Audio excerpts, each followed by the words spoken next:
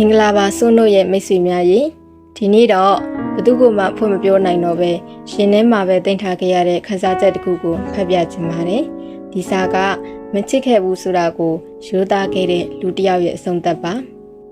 ဒီစာကိုပေးပို့လာသူကသူမဘဝတွေကိုအမှတ်မထင်အတင်းတိုးဝင်ရောက်နေရယူပြီးမှမတိလိုက်ခင်ပြန်ထွက်သွားခဲ့တဲ့လူတစ်ယောက်ကြောင့်ကိုရင်နှင်းအမျှရေးသားထားပါတယ်နားဆင်ကြည့်ပါနော်မင်္ဂလာပါစွန်းတို့ဒီရေဘသူကမှဖွင့်ပြောလို့မရတော့တဲ့ခန်းစားချက်တစ်ခုကိုရင်ပွင့်ကြပါတယ်လွန်ခဲ့တဲ့2နှစ်လောက်ကကျမဘဝတွေကိုအတင်းတိုးဝင်လာဖို့ကြိုးစားခဲ့တဲ့သူတယောက်ရှိခဲ့ပါတယ်ကျမတို့ရွာကပါပဲကျမကိုပထမဆုံးဖုန်းခေါ်ကလေးကသူ့နာမည်ကိုပါပြောပြီးသဘောကျကြောင်းဝန်ခံခဲ့ပါတယ်အဲ့အချိန်ကကျမရဲ့ရည်စားဦးနဲ့2လကြာချစ်သူတန်းဆုံးသက်ပြီးအသက်ကွဲနေခဲ့တဲ့အချိန်မှာရီစာဦးကိုကျမဘက်ကတော်တော်လေးသဘောကျတာမို့သူ့ကိုတခါတည်းညှင်းလိုက်ပါတယ်။ဒါပေမဲ့သူနောက်မဆုတ်ခဲ့ပါဘူး။နေ့စဉ်ရက်ဆက်ကျမကိုဖုန်းနံပါတ်အမျိုးမျိုးနီလန်မျိုးစုံနဲ့ချင်းကပ်ခဲ့ပါတယ်။ဒီတော့အသေးကွဲနေတဲ့ကျမလည်း6လကြာမှသူ့ကိုလက်ခံခဲ့မိပါတယ်။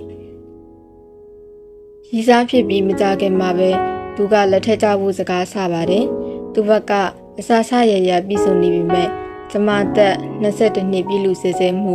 ငယ်သေးတဲ့ထင်တာတကြောင်တေချာပြန်တွေးကြည့်တော့မှသူ့ကိုမချစ်တယ်လို့ခံစားရတာတကြောင်ကြောင့်တပတ်အကြာမှကျမဖြေကိုပြန်ယူသိမ့်ပြီးတောင်းပန်ခဲ့ပါတယ်။အဲတော့ကဖုန်းပြောရင်သူငိုခဲ့ပါသေးတယ်။ဒါပေမဲ့ကျမကိုခွင့်လွှတ်ပေးပြီးတငယ်ချင်းအဖြစ်နဲ့ဆက်ခင်ပေးဖို့တောင်းဆိုခဲ့ပါတယ်။ကျမမန္တလေးရောက်ပြီး2လလောက်ကြာမှသူရီစားဟောင်းနဲ့ပြန်ဆက်ပစ်ကြောင်းသတင်းတက်ကြားမိတာကြောင့်ကျမသူ့ဖုန်းကောတွေကိုလစ်လျူရှုခဲ့ပါတယ်။သူကတော့အမှတ်မထားပဲတမင်တကာလစ်လျူရှုထားရင်တောင်ဖုန်းမကိုင်မချင်းဆက်ခေါ်ခဲ့ပါတယ်။ကျမဘက်ကဘလော့လိုက်တဲ့အခါအခြားနံပါတ်နဲ့ဆက်သွယ်ပြီးတငယ်ချင်းတွေပဲဆိုပြီးအကြောင်းမျိုးမျိုးနဲ့တိုးဝင်ပြန်ပါတယ်။ဒီလိုနဲ့2နှစ်နီးပါးမကြာခဏဖုန်းပြောဖြစ်ခဲ့ပါတယ်။ဖုန်းပြောတိုင်းချစ်လာမိတဲ့သူလို့ကျမစီကသူ့အမြဲတမ်းပြန်ကြားရတာကတော့တငယ်ချင်းတန်ရုံစင်ကလွဲပြီးမချစ်ဘူးဆိုတာပါပဲဒါပေမဲ့သူ့ဘက်ကတော့ချစ်တယ်လို့ပြောပြီးမှဖုန်းချရပါတယ်ကျမဘက်ကတစ်ချိန်တစ်ခါမှဖုန်းစမခေါ်တတ်တယ်လို့သူအချိန်ချင်းခေါ်ထားတဲ့ဖုန်းကောတွေလွတ်သွားခဲ့ရင်တောင်ကျမမာနာကြောင့်ဘယ်တော့မှပြင်မဆက်ခဲ့ပါဘူးသူပြောနေကြတဲ့ခုကကျမဘက်ကသာအဆုံးသက်သူ့ကိုပဲရေးချင်မယ်ဆိုတဲ့ကတိပေးရင်အချိန်ဘလောက်ကြာစောင့်နိုင်ပါတယ်ဆိုတာပါကျမအကတိကိုဘယ်တော့မှပါဇက်ကမထွက်နိုင်ခဲ့ပါဘူးအကြောင်းကသူရီစားဟောင်းနဲ့ပြန်မတွဲပြဘူးလို့အမြဲညင်းနေပေမဲ့ကျမရိတ်စားမိခဲ့လို့ပါပြီးတော့သူ့ကိုလည်းမချစ်ဘူးလို့ခံစားရစေမှုပါလွန်ခဲ့တဲ့တစ်ပတ်ကသူကျမဒီစာပို့ပါတယ်ဟိုင်းတငယ်ချင်းငါမနှက်ဖြန်လူကြီးဆောင်ရနဲ့စကားကြောင်းတော့မလို့တဲ့ဒီစာကိုမြင်မှလွန်ခဲ့တဲ့2ရက်ကကျမညင်းခဲ့မိတဲ့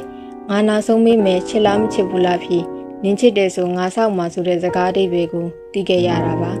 ဒါပေမဲ့အချိန်တွေဟာလွန်ခဲ့ပါပြီသူနဲ့သူရီစားဟောင်းရသက်ပံပျော်ပျော်ရွှင်ရွှင်ပေါင်းဖက်နိုင်စီကြောင်းသာစကားလက်ဆောင်ပါပြီးတငယ်ချင်းဘဝကိုအဆုံးသတ်ခဲ့လိုက်ပါတယ်အခုကျမခန်းစားချက်တွေအတော်လေးလောင်ပိတ်နေပါတယ်အရန်လွမ်းပြီးအရန်လဲတတိယနေပါတယ်ဒါပေမဲ့ဘသူကမှရင်ဖွင့်ဖို့မတင်တော့တာကြောင့်စာရေးလိုက်ရတာပါစာရှိသွားရင်တီးခံပေးပါရှင်ဒီစာကိုဖတ်ပြီးတော့ကျမအနေနဲ့တစ်ချက်ပဲပြောချင်ပါတယ်စာမှုပိုင်ရှင်ရင်တင်မမှားပါဘူးတင်ဟာကိုမခံစားနိုင်သေးတဲ့အနာဂတ်ကိုမဖန်တီးခဲ့ဘူးလက်မထပ်ခဲ့ဘူးမချစ်သေးတဲ့အချိန်မှာချစ်တယ်လို့မလင်းခဲ့ဘူးဂရီမပေးနိုင်တဲ့အရာကိုဂရီမပေးခဲ့ဘူးတကယ်တော့ဒါတွေဟာလူတစ်ယောက်အနေနဲ့တာဝန်ယူတတ်မှုရှိခြင်းကိုယ်တန်မှုကိုတည်ထားခြင်းလက္ခဏာတွေပါအခုသင်ခံစားနေရတဲ့လွမ်းနေတယ်တတိယနေတယ်စိတ်ထဲမှာလောင်ပိတ်နေတယ်စတဲ့ခံစားချက်တွေဟာချစ်ချင်းကြောင့်မဟုတ်ဘဲအဆုံးသက်တစ်ခုကိုခံစားနေရတာဖြစ်နိုင်ပါတယ်။နှစ်နှစ်နီးပါးဆက်သွယ်နေခဲ့တဲ့လူတစ်ယောက်ကိုအဆုံးသက်လိုက်ရတဲ့အခါမလွမ်းဘူးမနာကျင်ဘူးဆိုတာကမဖြစ်နိုင်ပါဘူး။အခုအချိန်မှာကိုယ့်ကိုယ်အပြစ်မတင်ပါနဲ့ငါချိန်မီပြောခဲ့ရင်ဆိုတဲ့အတွေးတွေကိုချုပ်တိမထားပါနဲ့အဲ့ဒီအတွေးတွေကအမှန်တရားကိုမပြောင်းနိုင်ပါဘူးတင့်ကိုပို့ပြီးတော့နာကျင်စီမဲ့အရာတွေပါတင်မပြောနိုင်ခဲ့တဲ့ချစ်ချင်းကဒီနေ့မှတင်အမှန်တကယ်ချစ်နိုင်တဲ့သူအတွက် သိမ်းထားတာဖြစ်နိုင်ပါတယ်။ဒါကြောင့်အချိန်ယူပါနာပါလွမ်းပါဒါတွေကအနစ်ချက်မဟုတ်ပါဘူး။သင်ဟာလူသားတစ်ယောက်မို့လို့ဒါတွေဟာလူသားဆန်တဲ့ခံစားချက်တွေပါ။ကျမဖတ်ဖူးတဲ့စာလေးတစ်စောင်ကိုမျှဝေချင်ပါတယ်။ချစ်တယ်ပြောတဲ့သူကစောင့်ကြင်မှစောင့်နိုင်မယ်။ဒါပေမဲ့စောင့်နေတဲ့သူကတော့ဒေချာပေါက်ချစ်တယ်တဲ့။ဒီနေ့မှာတင့်ကိုမမေးပဲစောင့်ပေးတဲ့သူဖီယာမပေးပဲနားလည်ပေးတဲ့သူတင်ကလွဲရင်အခြားတစ်ယောက်ကိုမရွေးချယ်နိုင်တဲ့လူမျိုးနဲ့တွေ့နိုင်ပါလိမ့်မယ်ဒီစာကိုနားထောင်ပြီးကြည့်ရှုသူတွေအနေနဲ့ဘယ်လိုခံစားရလဲဆိုတာကောမန့်မှာပြောခဲ့ပြပါအောင်နော်မချစ်ဘူးလို့ယူတာကမှားတယ်လို့ထင်လားဒီလိုအချိန်မျိုးမှာကိုဆိုရင်ရောဘယ်လိုရွေးချယ်မလဲသူမအနေနဲ့အဆုံးသတ်ခဲ့တာမှန်တယ်လို့မြင်ပါသလားတဦးချင်းစီအမြင်လေးတွေရေးပေးခဲ့ကြဖို့ဖိတ်ခေါ်ပါတယ်ရှင်။ကဲနောက်ထပ်ရင်ဖွင့်စာတွေနားထောင်ကျင်သေးတယ်ဆိုရင် channel ကို like and subscribe လုပ်ခဲ့ဖို့မမေ့ပါနဲ့နော်။